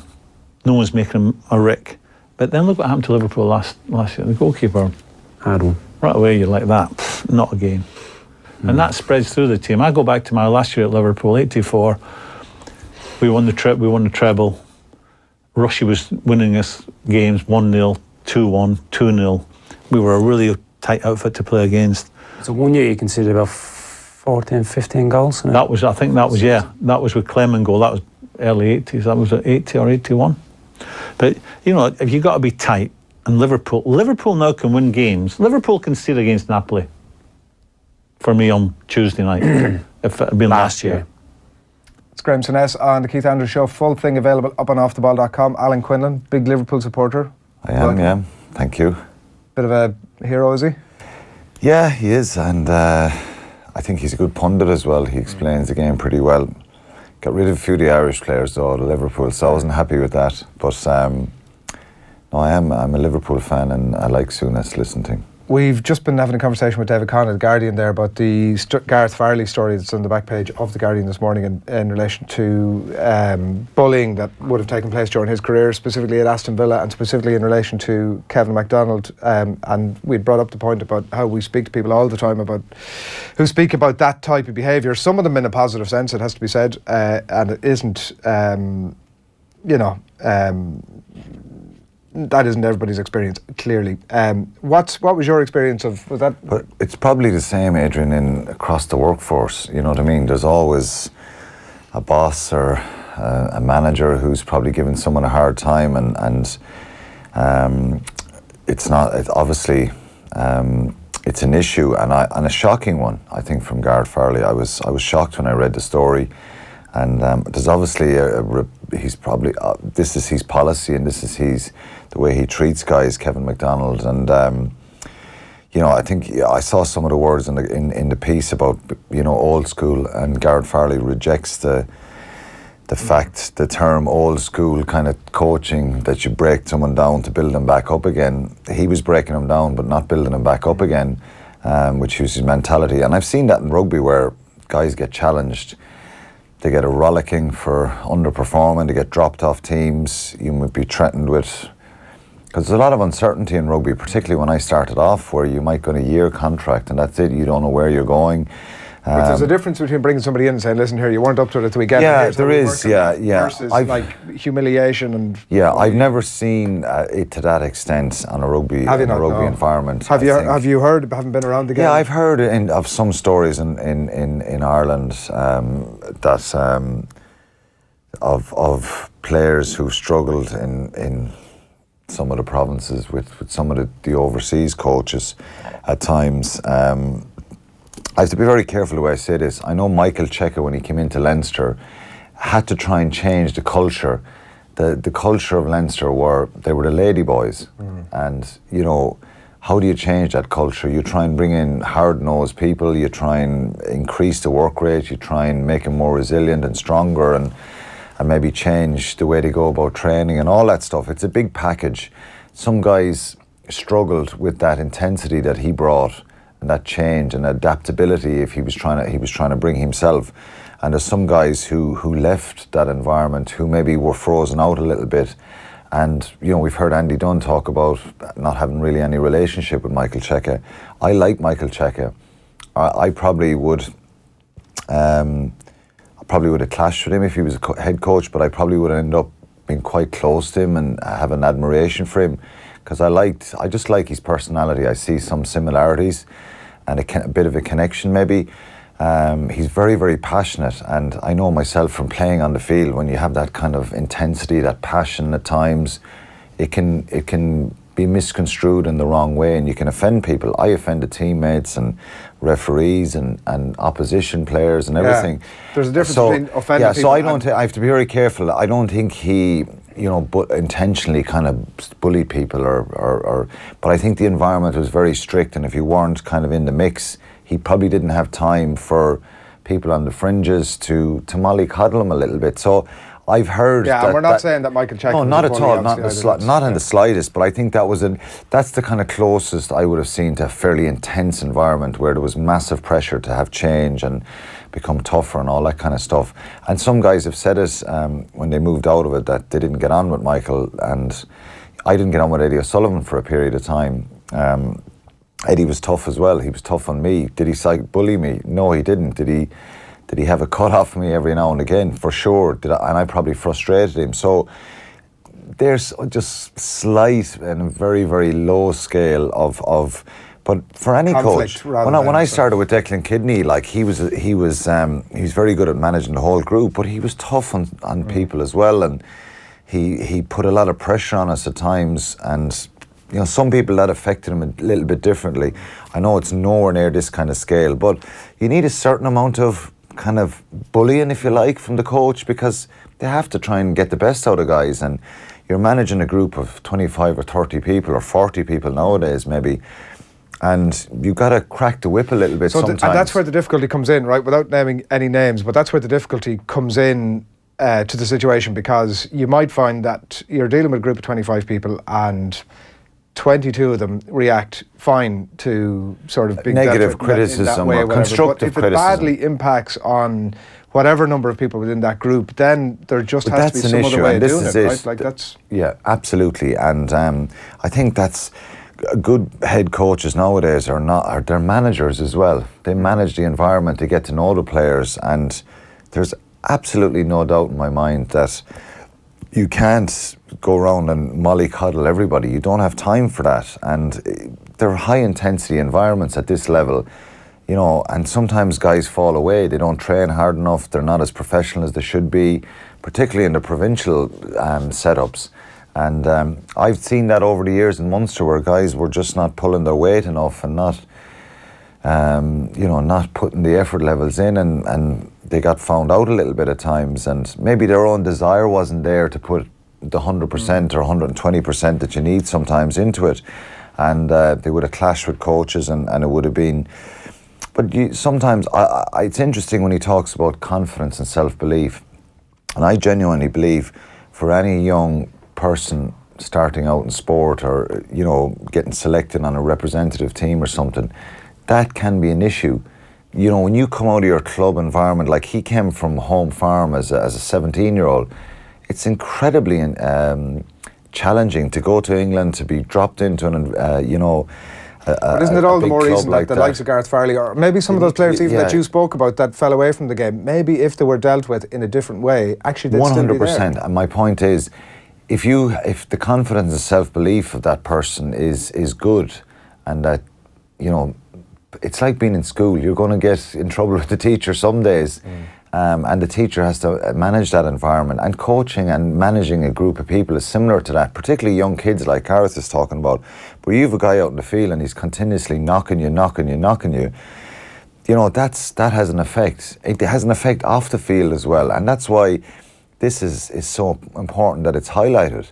How we approach, and look, we're miles.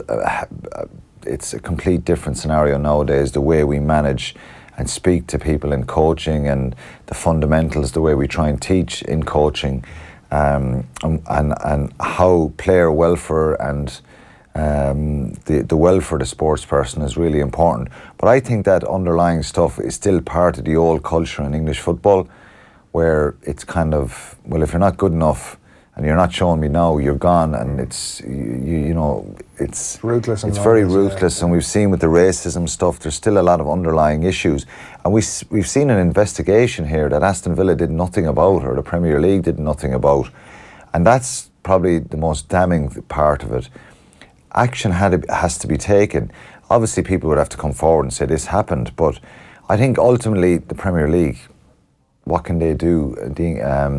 you can't punish someone unless people take a case against him or something like that. Yeah. But I think Aston Villa themselves need to say, well, look, this is something that maybe we weren't aware had an effect on people, and do something about it. But you'd like to think they could have identified that themselves and sort of stepped in to take some action. It's almost. But it's hard, Adrian, then in a sense, because if you're managing director of a club or the chairman of a club, and you've coaches out there and they're cracking the whip, and you probably don't see and so hear there's a this difference stuff. Between there's no way that this guy's been at the club for that length of time. But who's to know at the time that it wasn't effective? Do you know what I mean? But even if it was, even if they were winning all the underage tournaments there were to be won, and he was treating people like this, it's the end does not. But Brian Little was the manager as well. He has to take some ownership here.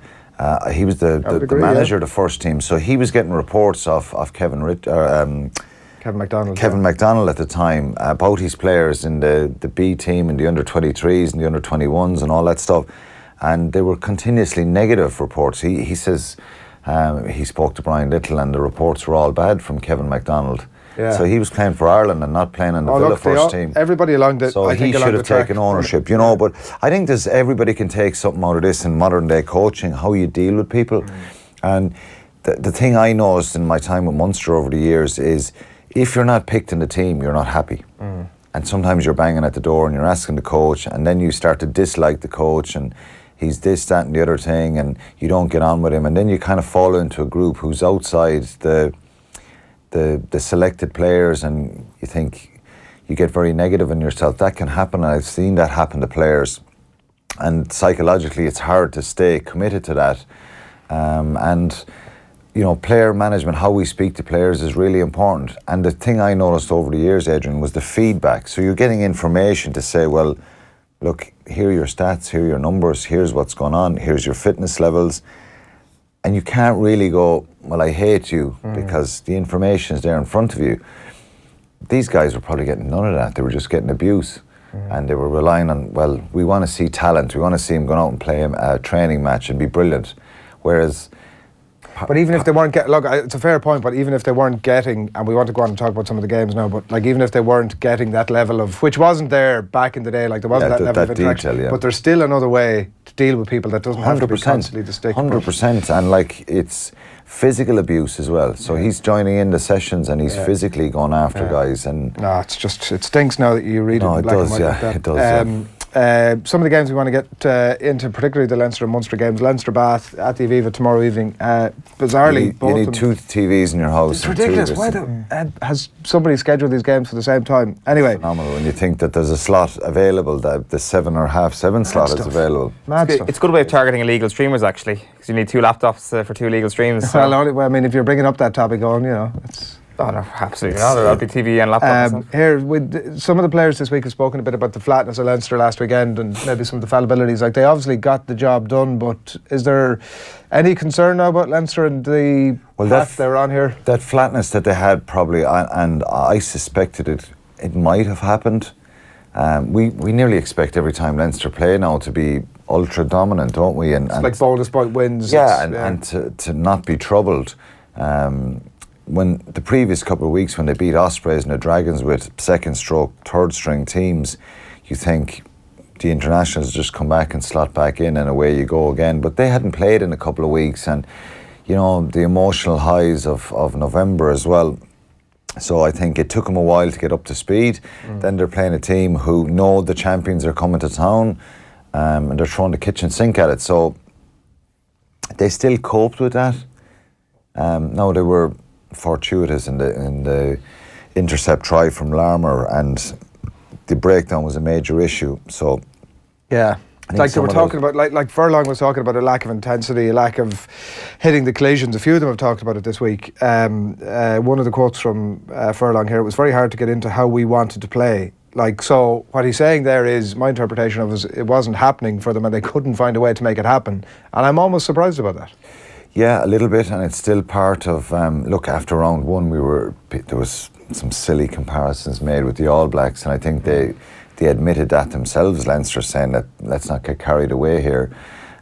You're vulnerable when you're the champions, in the sense that every time you play somebody, they're going to raise their intensity through the roof, and you know, it's a tough place to go, Bath, at times, if they're up for it, if their mentality is right. And they played way better than I'd seen them play in the Premiership, which sometimes defies logic. Table in the Premiership. Why don't you bring this kind of level of effort every week? Sam Underhill was phenomenal, Francois Lowe.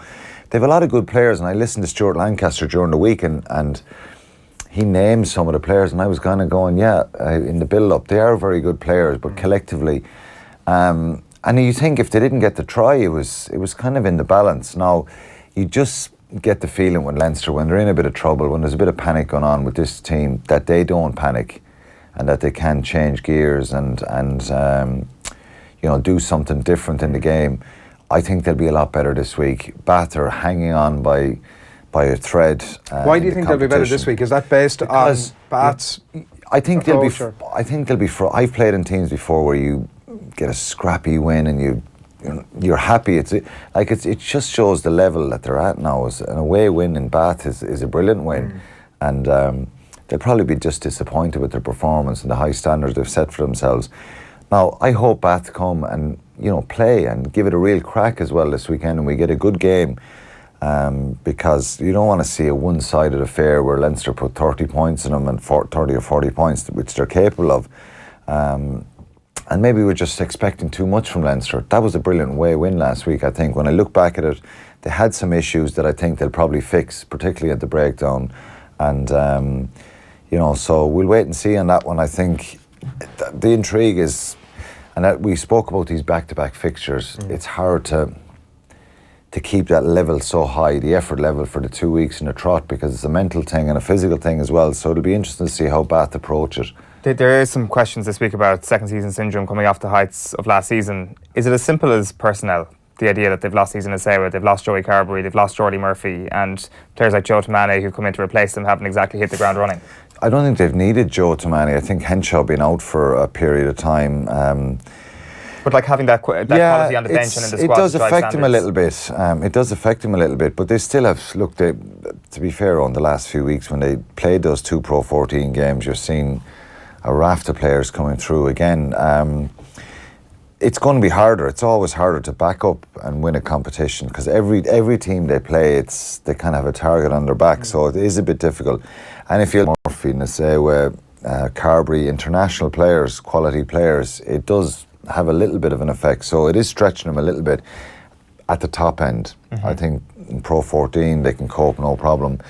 There is some vulnerabilities now. Henshaw's out, so it's... Maybe Sexton's a concern for this weekend? Yeah, and I'm not sure I'd play Sexton even if... Really, yeah? Well, if he has some sort of a niggle, he's probably that player that you don't risk. Because I think Ross Byrne will probably come in and possibly have a man of the match type performance. He's capable of that now. So, but knowing Johnny Sexton, he'll want to play himself. Obviously, he won't do something that's not sensible.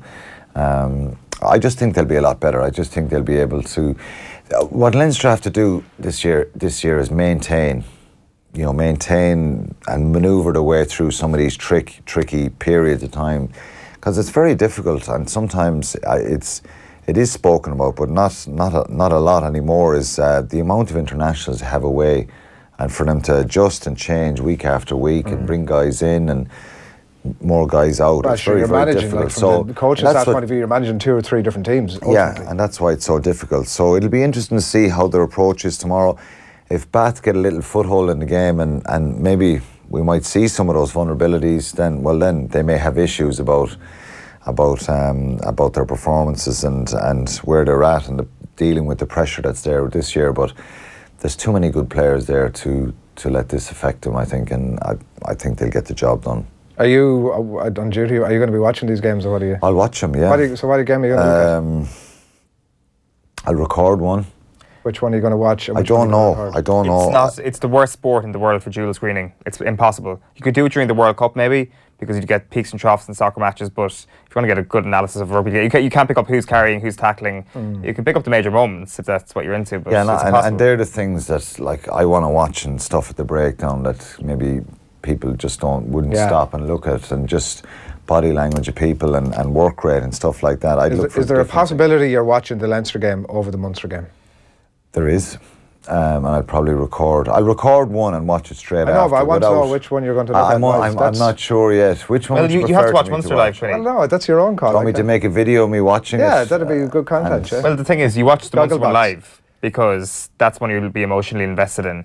So, like, you'll still get the Leinster thing afterwards, but the problem is if you watch Leinster live and you get a spoiler about the Munster game, then it's going to ruin the Munster experience. Whereas if you know what happened in Leinster... You probably won't watch them back-to-back. Because they'll be putting updates up on they will, BT, so maybe put something across the bottom of the screen so you can't get any of the updates. Yeah, put a pair of jeans or something across there. Yeah, exactly. What are you going to watch on?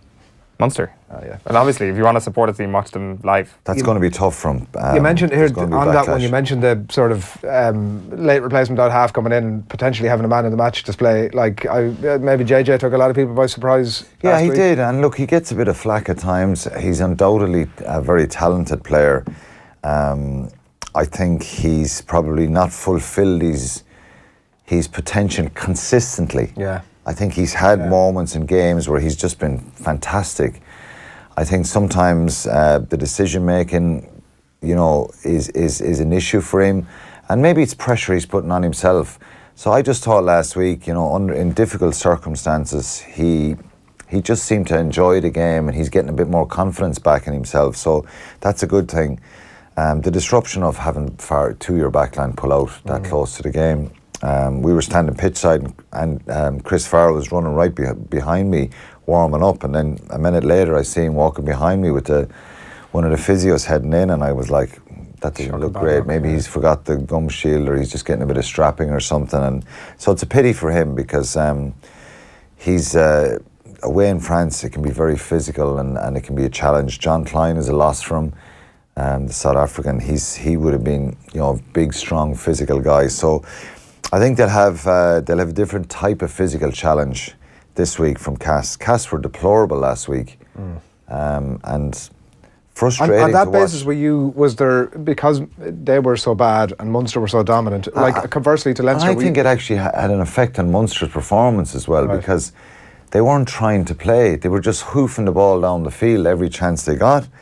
They were messing at the breakdown. They were borderline offside a lot. Now, I know some decisions probably went for Munster as well, and it's difficult to police that offside line all the time. They were, close to it as well. But I just felt that they didn't want to play, and I don't know, it frustrated me in round 3 of a wonderful competition. And there was a few games like that last weekend, Adrian, and it's a concern for European rugby that after 3 rounds we possibly have 8-10 teams out of the competition.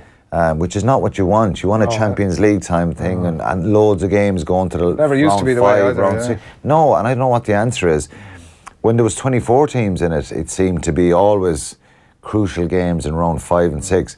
I guarantee you we'll have a number of teams in the quarterfinals come round 5, which is a shame because you want to get to the last weekend and keep that excitement. And but in saying that, Cass will be a different proposition this week, and they're better than what they showed last week. Maybe it was just they were trying to keep the score down. They lost 48-3 there last year, but Munster were, they should have got that bonus point, and they look rusty at times, and it's understandable for Conor Murray, but I think there was other facets of the game that just weren't good enough. The scrum was a big positive, but just some turnovers, knock-ons, and just the backline are not clinical enough, and I think particularly when they get into crucial areas, so they need to be a lot better. You won't get many opportunities in France throughout an 80-minute game. You might get 2 or 3 opportunities to score tries and kind of capitalise on being in the opposition 22, and they've got to take them this week. You have to take them away from home. But they're capable of it, and I think they will play better. And I think, maybe there's an expectation and added pressure playing at home, and that'll be, off them this week. But they've got to be really up for this one because there's going to be a bit of bite in this game. Last week you went for a clean sweep, barring Ulster. They all got it done in the end. Yeah. What are you thinking this weekend? I don't know what I'm thinking. I think there obviously was a fantastic win. Will Addison was brilliant. It's good to see that they can pick the same team again. And to be fair, that's what they need. They need a little bit of consistency, a bit of unity. given everything that's gone on there last season, the last couple of years, they haven't made the knockout stages for a couple of years. They have a great opportunity now. Obviously, they've Racing coming in round 5, and they've got to go to Leicester for the last game. They've won before in Leicester, so I think it's imperative that they back up last week at home. There's no guarantee we're here with them, Adrian, because I think we've seen the Pro 14. They've been sloppy enough at home. They've a good few wins there, but they're kind of late, last-minute penalties, and they've been sloppy at home. And Scarlets, I think, will throw caution to the wind. They have a slight chance of getting into the knockout stages, but you'd imagine it's all but gone for them. And that's what makes them dangerous going to the Kingspan tonight. So, is there hope in terms of the Ulster pack at the moment? Because you see Coatsy coming back playing so well. Obviously, Jordy added to the team as well, and then Eric O'Sullivan. Eric O'Sullivan's really good. Another product from the Leinster Academy. Leinster propping everyone up again. Yeah, they are. And look, there's the positive for the players is they're getting these opportunities. So it's a great opportunity for him. He played last week. He only made his debut this year. Tom O'Toole's on the bench as well, another young tight head. So they might finally have some young props coming through that may sustain them. Henderson, Treadwell were good in the second rows, and the back row has a good feel about it. You know, Reedy, Coetzee and Jordy Murphy. So I said that here last week to you. I think when you look at the team, you're kind of going, yeah, that's a bit more like it now. That team has potential to have a bit of grunt about them. And what they've been guilty of in the last few years is not lack of talent, but just getting totally out-muscled, physically beaten. And their forwards really questioned a lot of the time. So I think their pack performed really well last week.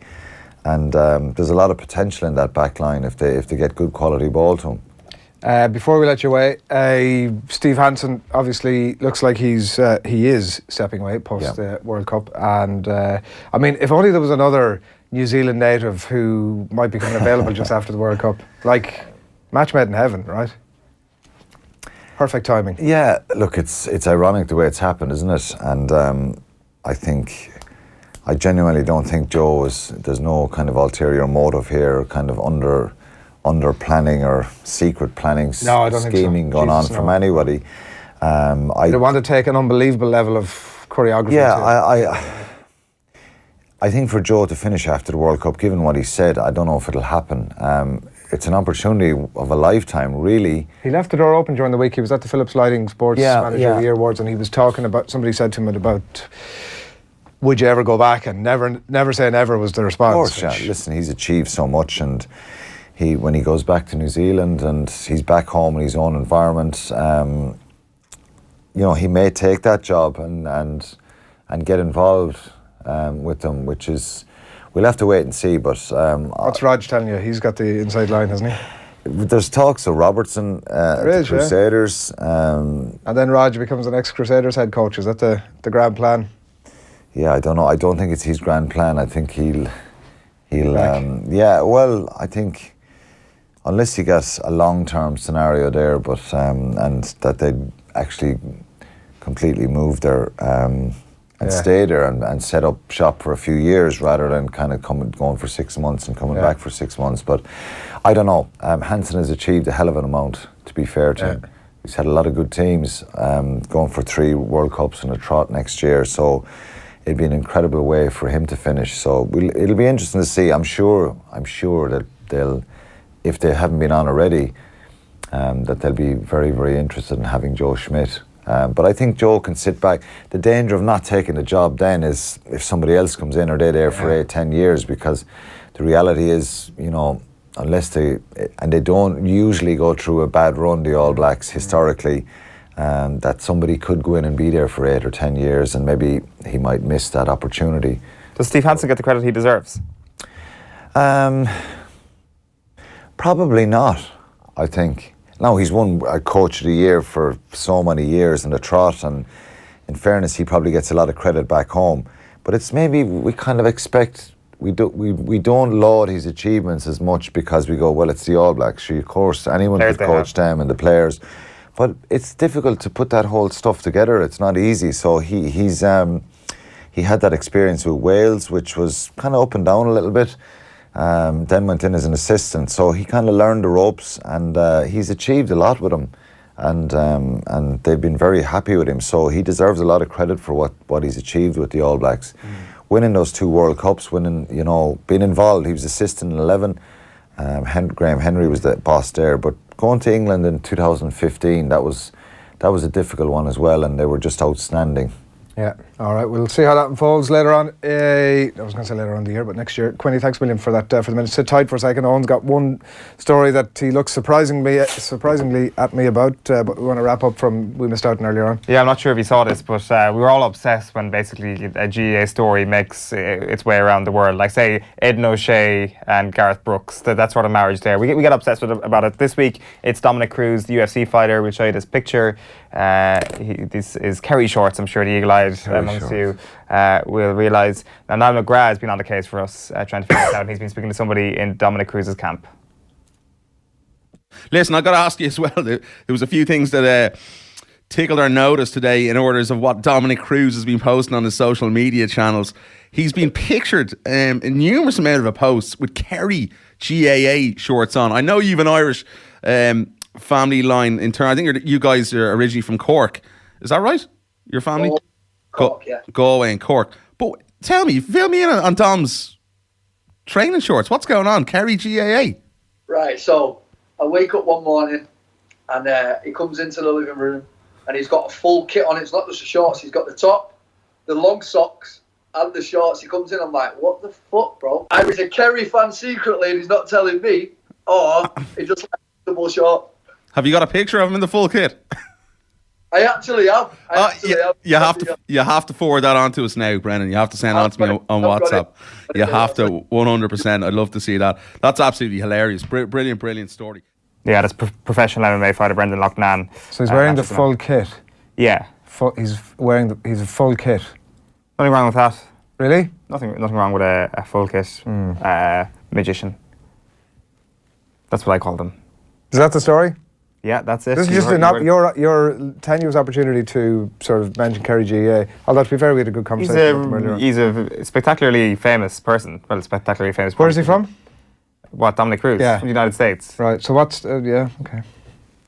I mean, I'm just wondering sort of what relation... You know the conversation we had earlier in the year about people at PGA Tour golf events wearing Kerry jerseys. That's just you and your level of hate that's filled in every pore of your body. OTB AM is live with Screwfix.ie championing the... I mean, I'm wearing a Christmas jumper. Does that know I've said some of that? Well, no, it's just ironic that such a hateful person could wear such a happy jumper. Screwfix.ie championing the trade with a choice of over 20,000 quality trade products. It is OTB AM on this festive Friday morning. It's not all that festive, but I'm wearing a Christmas jumper, so that's all that matters. You really are bringing the life to our world this morning, Adrian. Stephanie Meadow upcoming. Last night it was announced that the Irish golfer Stephanie Meadow was named as the Irish Golf Writers Professional Player of the Year, making history as the first woman to do that. I'm delighted to say that Stephanie will be joining us on the line. I had a conversation with her last night. She'll be joining us on the line very shortly. She's a 20 by 20 ambassador. If she can't see it, she can't be it. Yesterday I walked into the Marion and the guy said, first time in Ireland? And I'm like, no. Grew up in Belfast. Want to tell everybody how you did? Sometimes I thought about, it'd be lovely to have a brother and sister, but I don't think my parents would have been able to pick up and leave everything and move to America for my dreams.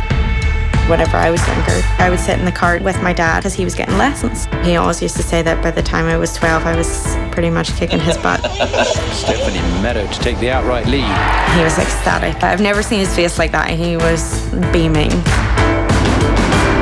You know, when he first got diagnosed, I didn't touch a club for weeks. Golf was really hard because it was just such a reminder of Dad. Actually, it was my lovely weekend. Oh, thanks, babe. And I started to learn that, you know, it's not a bad thing that I'm reminded of him every day. But I do say to myself, okay, what would Dad say? No matter how tough it is, you have to keep going.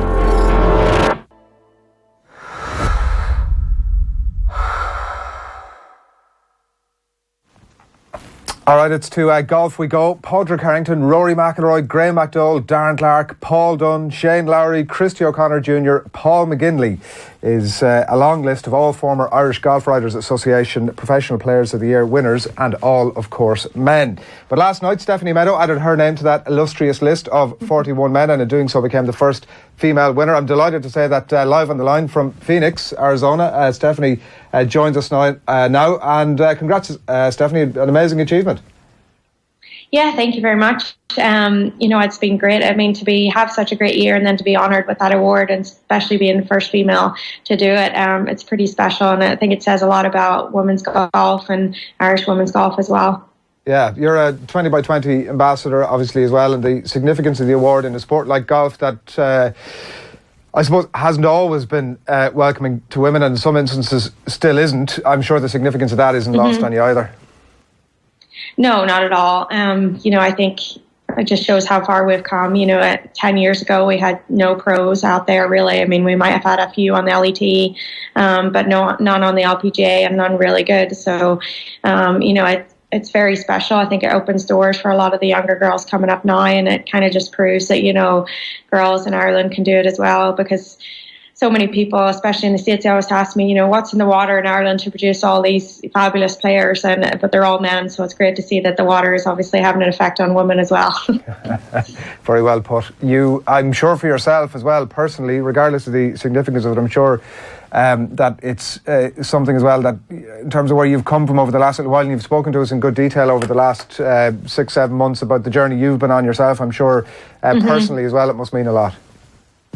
Yeah, absolutely. I mean, if you told me 12 months ago that I would have gotten this award, I wouldn't have believed you, because, I was back on Symetra. Things were not where I wanted them to be. But obviously, I had such a great year and a win and a lot of really good performances. And to see that be recognised, and then compared with, the guys that are out there, and to see me come up on top, that's pretty special. So, I have to thank them for recognising that, women's golf is good, and even the Symetra Tour is good as well.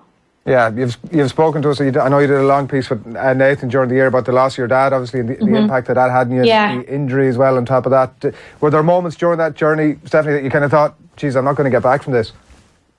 Yeah, for sure. I think it always crosses our minds that, flip, what if I can't do this, or what if I can't get healthy again? But, I remember probably December of last year, I kind of sat down with my boyfriend and my mom, and I was just like, I don't know how to do this anymore. And it was kind of a wipe the slate clean type thing, and start from scratch. And obviously the plan worked. So, I'm very thankful. My whole team, from my coaches to sports psychologists to especially, my physio, for actually making me be able to stay strong and be healthy the entire year.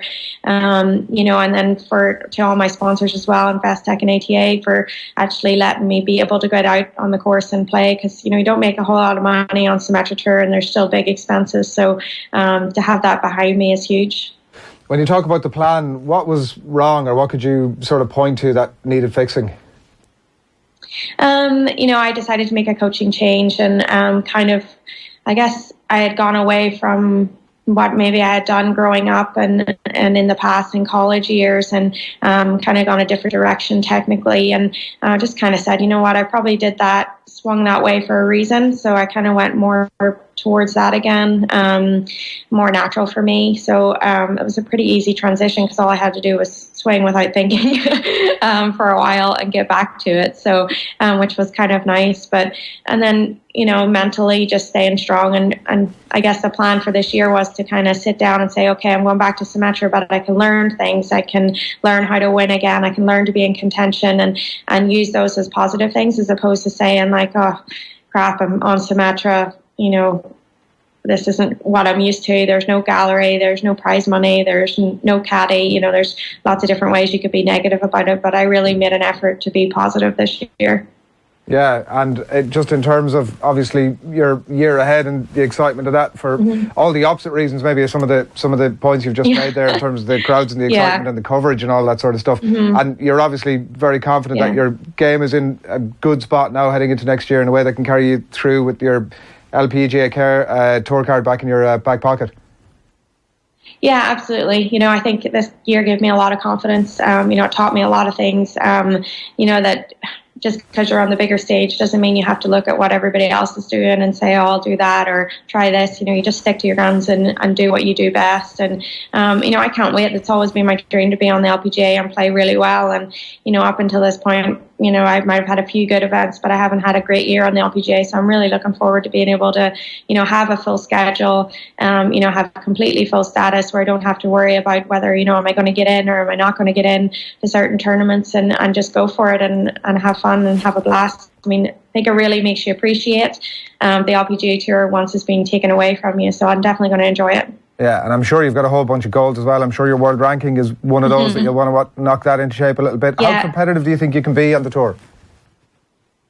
I think I can be very competitive. The top half of the Symetra Tour is extremely competitive, and I think, yes, it's not as deep as the LPGA, but there's some great players out there, and I did great this year. So, I've always been up there. So if I can just stick to my game and keep going, I think I can be really good.